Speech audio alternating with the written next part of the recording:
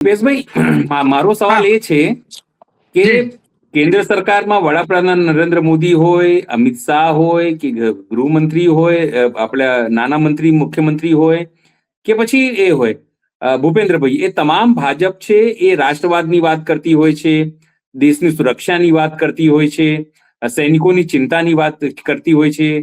પણ લાગે છે કે જો આ લોકો આવી રીતે 7-7 વર્ષ થઈ જાય, શહીદનું ડંકો પીટે પણ શહીદનો દરજ્જો ના આપે, તો આ લોકોનો રાષ્ટ્રવાદ નકલી રાષ્ટ્રવાદ છે. આનાથી કોઈ મતલબ જ નથી ને, ખાલી બોલવાથી શું, જ્યાર સુધી તમને અહેસાસ ન થાય કે તમને શહીદ કે સાહેબ તમારી વાત એકદમ સાચી છે કે રાષ્ટ્રવાદમાં ઘણા બધા, પણ સૌથી પહેલી હરોળમાં જે આપણા જવાનો સરહદની આંતરિક સુરક્ષામાં યોગદાન આપતા હોય, તો આ રાષ્ટ્રવાદની વાત કરીએ તો પહેલામાં પહેલું આ પગથિયું છે કે જે જવાનો આપણા માટે આટલું બલિદાન આપતા હોય, તો એમનો પ્રશ્ન તો કોંગ્રેસ સરકારે નથી જ કર્યો. ચલો માની લીધું કે એ સરકારના ઉપર જે પ્રમાણે અત્યારે હાલ ચાલી રહ્યા છે, આક્ષેપ પ્રત્યાક્ષ જે ચાલતું હોય છે, એ માનીએ બી ખરા. તો આ સરકાર ઉપર તો અપાર વિશ્વાસ હતો ને, તો એ તો થવું જોઈએ સાહેબ. એ પણ નથી થઈ રહ્યું. તો બંને હવે પાર્ટી, હવે આ જવાનો જવું ક્યાં? કોંગ્રેસ જોડે જવું, આપ જોડે જવું કે કોના જોડે જવું, કે પોતાની પાર્ટી બનાવી, પોતે જાતે ઉભું રહેવું, રાજનીતિમાં આવું, એ વિચાર કરી રહ્યા છે હવે જવાનો.